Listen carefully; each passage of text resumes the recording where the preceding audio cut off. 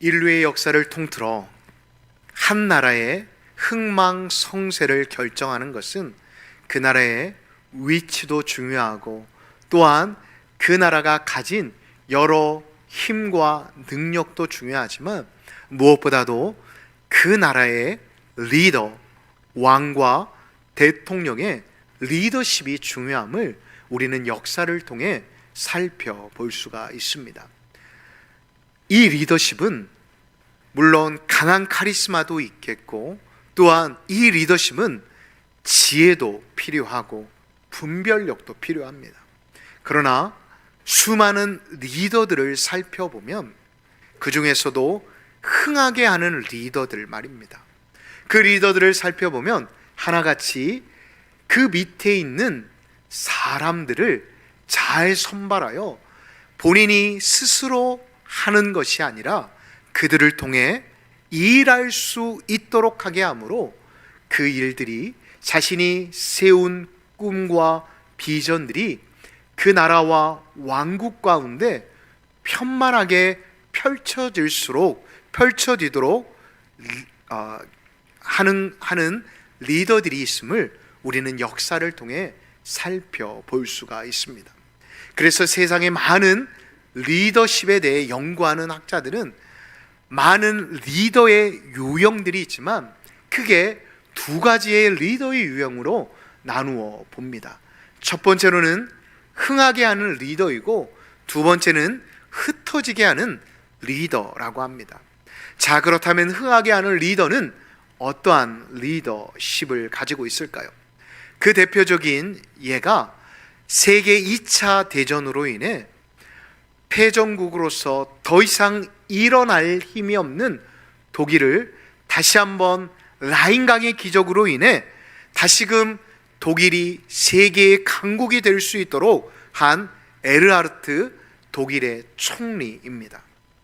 이 총리는 패망감에 실패감에 빠져 있었던 독일 사람들에게 다시 한번 용기와 비전을 선포함으로 인해 다시 한번 공장들이 돌아가게 하고 또한 다시 한번 패배감에 휩싸여 있는 독일 시민들에게 일할 수 있도록 다시금 옛 부국을 꿈꿀 수 있도록 해주게 되므로 독일이 지금의 독일이 되는 기초를 만들게 되었습니다.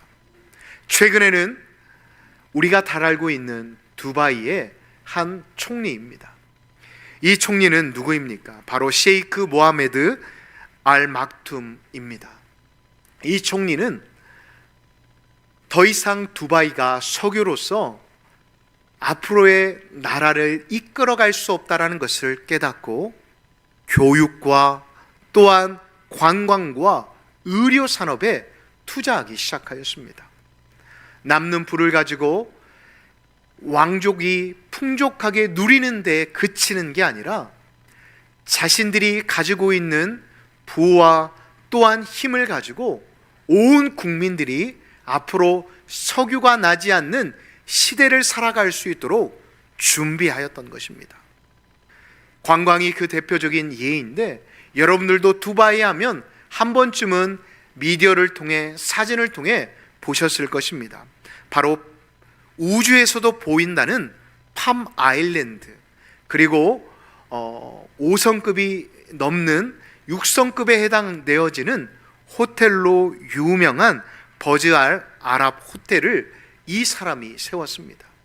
그리하여 이제 두바이는 석유만 팔아 그 나라가 부가 많은 나라가 아닌 관광으로 지금은 부를 쌓고 있는 나라가 되었습니다. 의료도 마찬가지입니다.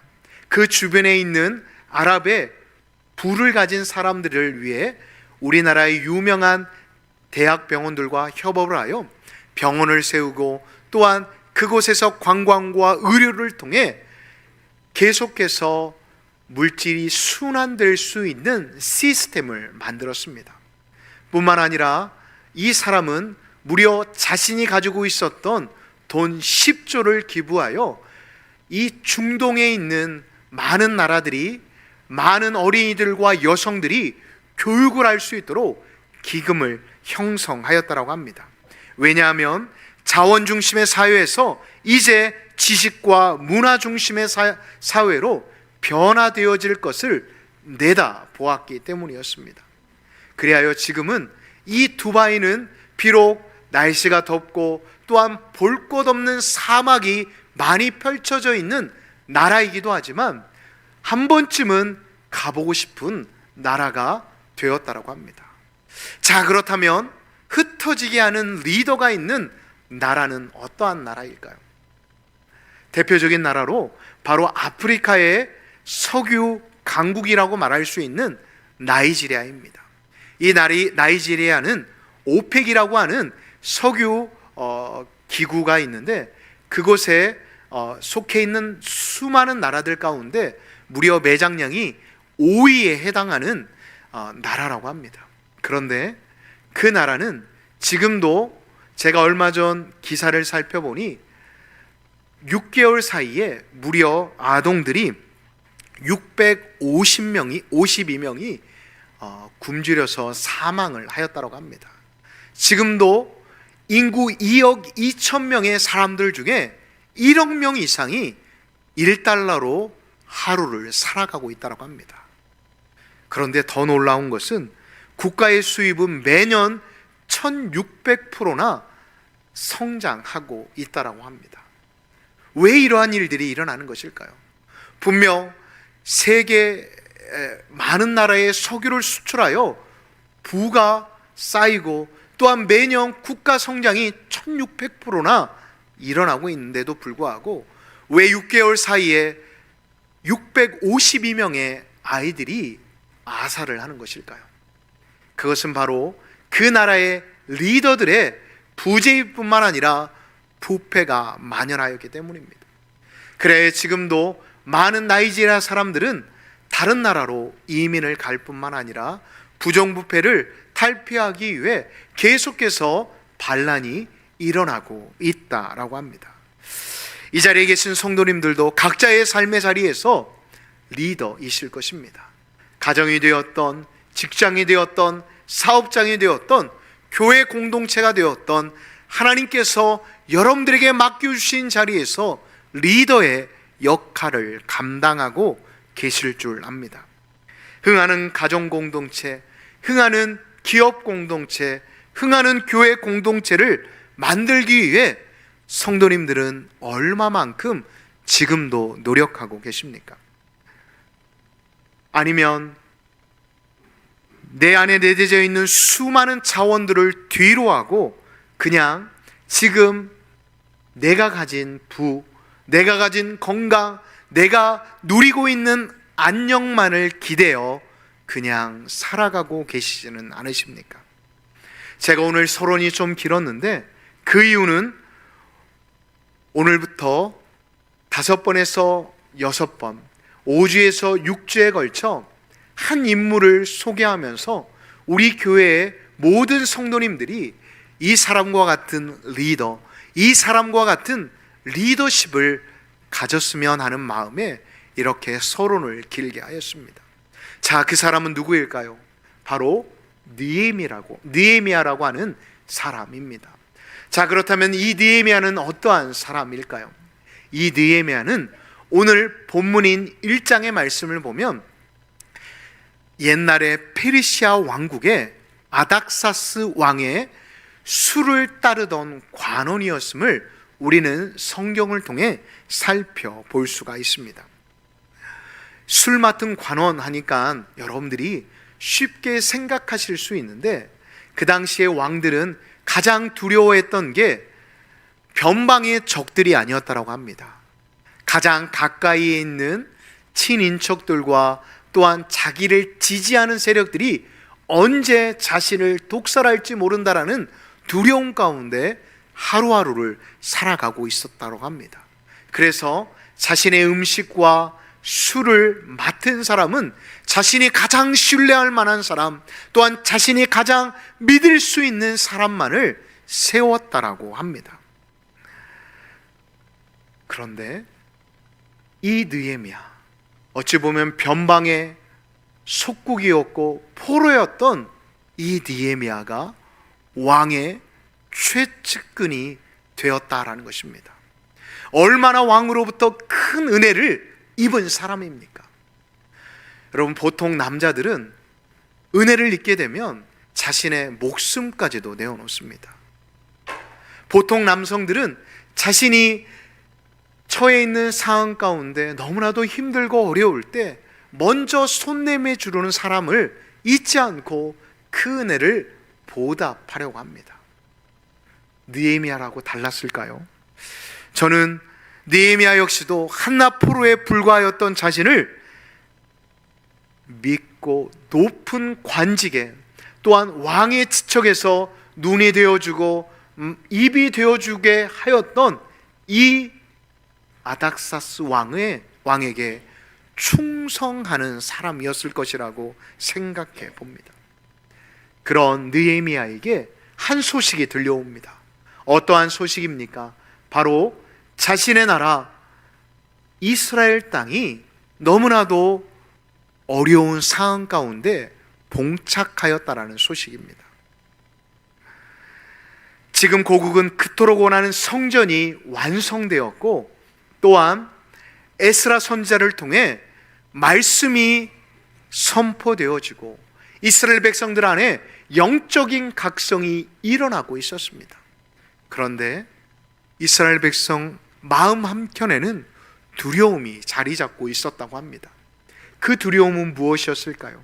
바로 이스라엘의 성벽이, 예루살렘 성벽이 완성되어지지 못해 언제든 적에게 노출될 수밖에 없는 상황이었던 것입니다. 그래서 이스라엘 백성들은 성전이 세워지고 영적인 각성이 일어남에도 불구하고 보이는 두려움으로 인해 안정된 생활을 살아가고 있지 못하였다라는 것입니다. 그 소식, 바로 포로 교환을 통해 그토록 기대하고 원하였던 자신의 고국으로 돌아갔던 형제 자매들이 두려움 가운데 떨고 있다라는 소식이 이 느헤미야의 귀에 들려졌던 것입니다. 이때 느헤미야는 어떻게 하였을까요? 느헤미야는 에스더와 같이 자신이 왜 이 수상궁에 있어야만 하는지, 그리고 이 수상궁에 왜 하나님이 자신을 술 맡은 관원장에 세우셨는지에 대해 깊이 묵상하였음을 우리는 오늘 본문 1장을 통해 살펴볼 수가 있습니다. 저는 이 모습을 통해 리더란 어떠한 사람인지에 대해 깊이 묵상해 보았습니다. 리더란 자신이 부여된 사명을 위해 포기할 것이 있다라고 한다면 그것들을 가감히 내려놓을 수 있는 결단이 있는 사람이 바로 리더가 아닌가 생각해 보았습니다. 특히 리더는 인간의 사사로운 정의나 또한 감정에 머뭇머뭇거리거나 아까워하면 안 된다라는 것입니다. 느헤미야를 보십시오. 그는 자신을 너무나도 신뢰하는 왕에게 자신의 소명을 말하고 자신을 자신의 조국으로 보내어 줄 것을 요청합니다. 공동체를 위해 자신의 모든 것들을 내려놓았다라는 것입니다. 여러분, 한번 생각해 보십시오. 느헤미야의 입과 귀를 통해 왕이 움직일 수가 있습니다. 얼마나 많은 사람들이 느헤미야를 만나고자 했고, 얼마나 많은 사람들이 자신의 원하는 것들을 느헤미야의 입을 통해 왕에게 말하고자 했을까요? 다시 말해 느헤미야는 권력이 있었고 힘이 있었고 물질이 있었던 사람이었습니다. 그럼에도 불구하고 그는 하나님께서 자신을 왜 이 수상궁에 세우셨는지에 대해 깊이 묵상한 끝에 자신의 것을 과감히 내려놓는 결단을 하였던 것입니다. 여러분, 기억하십시오. 만약에 느헤미야가 고국의 현실을 듣고도 모르쇠로 일관하였다고 한다면 느헤미야는 어떻게 되었을까요? 잘하면 자신의 자리나 지키고 자신이 가지고 있었던 부와 명예를 가지고 이름도 빛도 없이 사라져 버렸을지도 모릅니다. 그러나 느헤미야는 자신의 것을 과감히 내려놓고 하나님이 주신 그 소명을 이루기 위해 자신의 것을 내려놓고 안전과 자신의 명예를 지켜줄 것을 두려워하고 과감히 고국을 향해 나아갑니다. 사랑하는 광남의 가족 여러분, 이 자리에는 사업을 하시는 성도님들도 계시고 또한 직장을 다니시는 성도님들도 계실 것입니다. 물론 어떠한 자리에 오른다라는 것 결코 쉬운 일이 아님을 저 역시도 잘 알고 있습니다. 숱한 어려움과 고비들을 넘어서야만, 그리고 자신이 사랑하는 가족들을 잠시 뒤로해야만 여러분들이 지금 서 있는 자리에 오를 수 있다는 것 너무나도 잘 알고 있습니다. 때론 건강도 포기해야 한다는 것 알고 있습니다. 그럼에도 불구하고 느헤미야처럼 하나님께 주신 소명을 감당하기 위해, 공동체를 위해 여러분들의 것을 잠시 내려놓으실 수 있으시겠습니까? 물론 내려놓는다라고 해서 모든 것이 형통하는 것은 또한 아닙니다. 느헤미야를 보십시오. 그는 페르시아를 떠나 예루살렘을 향해 나아가는데 그 나아가는 길 또한 만만치 않음을 오늘 1장과 2장의 말씀은 우리에게 말씀하여 주고 계십니다. 또한 에스라 4장 19절을 보면 알 수 있는데, 예루살렘 성은 언제든지 반역하는 도시로 기존의 왕들로부터 이야기가 내려와 예루살렘을 수축하거나 또한 예루살렘을 다시금 재건한다라는 것은 반역한다라는 소리와 동일하게 들려졌다고 합니다. 왕의 측근에서 잘못하면 느헤미야는 역모하는 사람으로 변질되어질 수 있다라는 것입니다. 그럼에도 불구하고 느헤미야는 그 소명을 향해 나아갑니다. 그런데 또한 우리가 여기서 주목해 봐야 할 것이 있습니다. 그것이 바로 오늘의 본문입니다. 느헤미야는 자신의 그 소명을 감당하기 위해 한 가지 일을 먼저 감행합니다. 그것은 무엇일까요? 4절입니다. 우리가 4절의 말씀을 다 같이 한번 합독하겠습니다. 내가 이 말을 듣고 앉아서 울고 수일 동안 슬퍼하며 하늘의 하나님 앞에 금식하며 기도하며. 이 문장에 기록되어 있는 단어 3개를 주목해 보십시오. 울고 눈물을 흘렸다라는 것입니다. 슬퍼하였다, 애곡하였다라는 것입니다. 그리고 금식, 그냥 굶기만 하였을까요? 아닙니다. 기도하였다라는 것입니다. 이 3 단어를 통해 우리가 얼마만큼 이 느헤미야가 고국의 현실 앞에 애통하였는지를 우리는 살펴볼 수가 있습니다. 애통의 눈물, 애통의 슬픔, 애통의 금식은 하늘의 하나님께서 이 느헤미야에게 주신 마음이었다는 것입니다. 자, 그렇다면 느헤미야가 이렇게 금식까지 하며 하나님 앞에 기도하였던 이유는 무엇이었을까요? 예루살렘의 소식이 그에게 하나님을 위하여 헌신하도록 감동하였지만 그 감동이 하나님으로부터 왔는지 아니면 자신의 개인적인 감동이었는지를 분별하고자 하였음을 우리는 알 수가 있습니다. 여러분, 믿음의 사람, 믿음의 기업과 또한 믿음의 가정을 세워가는 사람들에게 필요한 것은 무엇일까요? 그것은 바로 분별력을 갖는 것입니다. 그냥 분별력을 갖는 게 아니라 영적인 분별력을 말입니다. 정말 내가 세운 전략이, 내가 세운 계획이 하나님이 원하시는 것인지에 대한 확답을 들어야 한다는 것입니다. 여러분 보십시오. 오늘 본문 1장 1절부터 쭉 보면 이 느헤미야는 기스루월 11월에서 12월부터 예루살렘의 소식을 듣게 되었습니다. 그리고 니산월 3월에서 4월에 해당하는 달까지 무려 4개월 동안 금식하며 기도하였음을 우리는 알 수가 있습니다. 그리고 그는 기도할 때 그냥 기도하지 않고 구체적으로 기도하였습니다. 우리가 11절의 말씀을 다 같이 한번 읽어보도록 하겠습니다. 주여 구하오니 귀를 기울이사 종의 기도와 주의 이름을 경외하기를 기뻐하는 종들의 기도를 들으시고 오늘 종이 형통하여 이 사람 앞에서 은혜를 잊게 하옵소서 하였나니 아멘. 여기서 이 사람이라고 말하는 사람이 누구일까요? 바로 아닥사스 왕입니다. 느헤미야가 보았을 때는 하늘의 하나님 앞에서 이 페르시아를 지배하고 있었던 위대한 왕도 한갓 사람에 불과하다는 것을 느헤미야는 알았기 때문에 이렇게 고백하고 있었던 것입니다. 그 한 사람을 하나님께서 움직이시니 어떠한 일이 일어났을까요? 우리가 2장 2절의 말씀을 한번 눈으로 보실까요? 왕이 시나, 다시 말해 느헤미야의 얼굴을 살피기 시작하였습니다. 살피니 어떠하였을까요? 느헤미야에게 근심이 있었다라는 것을 알게 되었던 것입니다. 하늘의 하나님이 왕의 마음을 움직이게 하시고 그 마음이 느헤미야의 얼굴을 보게 하신 것입니다. 이건 하나님의 강권적인 역사가 있지 않고는 일어날 수 없는 일입니다.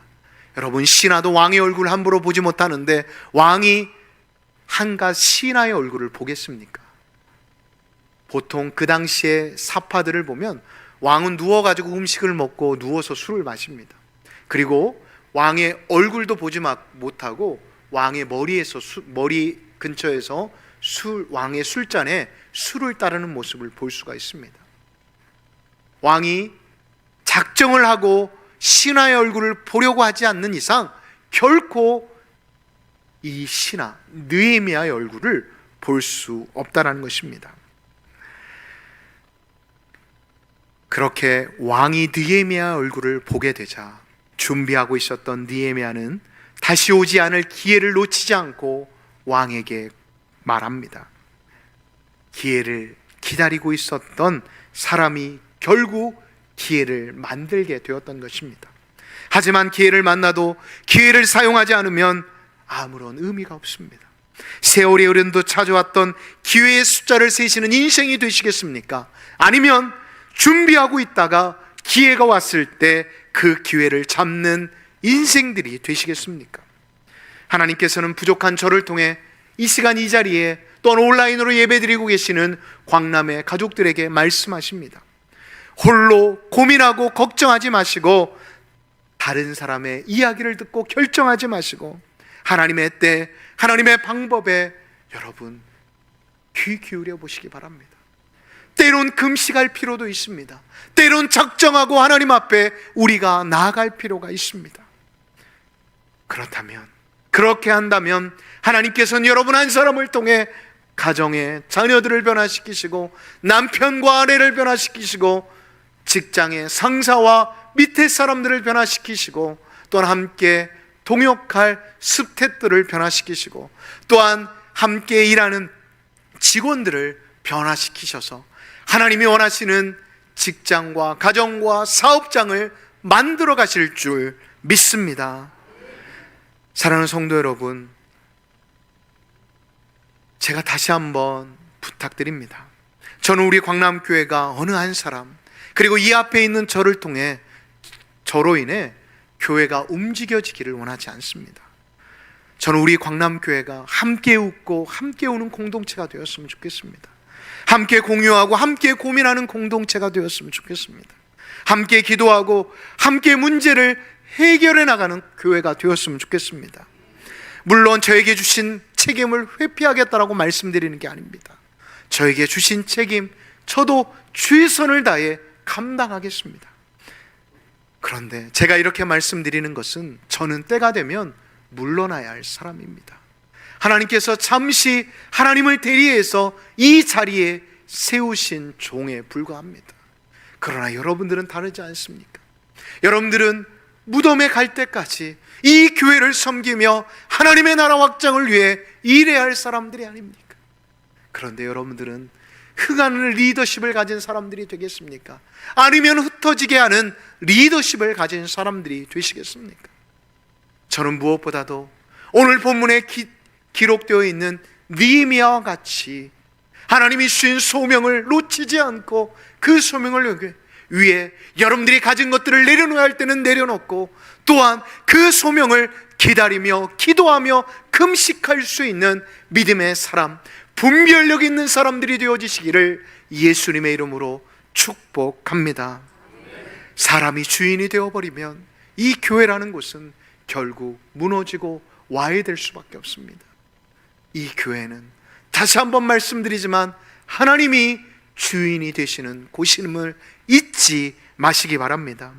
그러하기에 우리 온 성도들은 느헤미야처럼 우리 교회에 주신 사명, 그리고 여러분들의 가정과 직장과 사업장에 주신 그 사명이 무엇인지, 또한 왜 하나님이 여러분들을 그 자리 가운데 세우셨는지를 기억하고 그 자리에서 주신 소명을 완수하기 위해 힘을 다할 수 있는 이번 한 주가, 이번 한 달이 되어지시기를 예수님의 이름으로 축복합니다.